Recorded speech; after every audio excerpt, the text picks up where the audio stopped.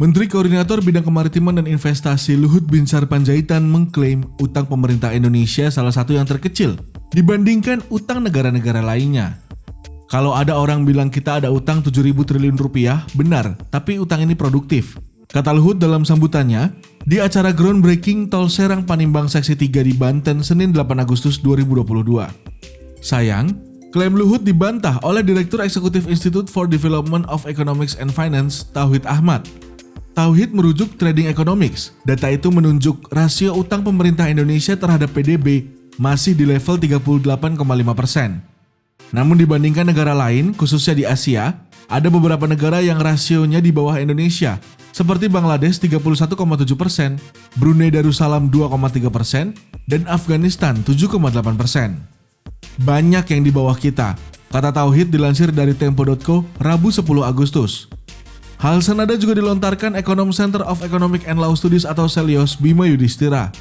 Menurutnya, jumlah utang Indonesia termasuk besar jika dibandingkan negara lower middle income country. Bahkan, secara pertumbuhan, angka utang RI meningkat 30,9% sejak 2016.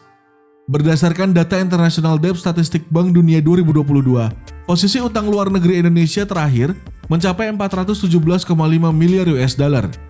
Secara nominal utang Indonesia lebih tinggi dibanding negara berkembang lainnya. Misalnya Vietnam yang hanya memiliki 125 miliar US dollar utang, Thailand 204 miliar US dollar, Filipina 94 miliar US dollar, dan Mesir 131 miliar US dollar.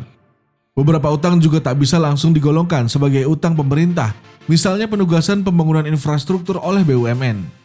Ini yang dikategorikan sebagai utang seolah-olah bukan utang pemerintah, tapi sebenarnya ada kaitannya dengan risiko ke APBN juga.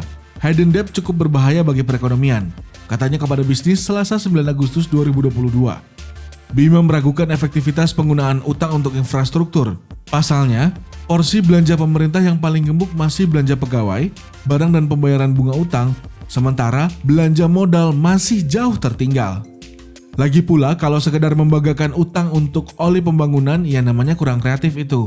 Hati-hati berakhir seperti Sri Lanka kalau utang terlalu agresif, sementara pembangunan infrastrukturnya bermasalah, tegasnya.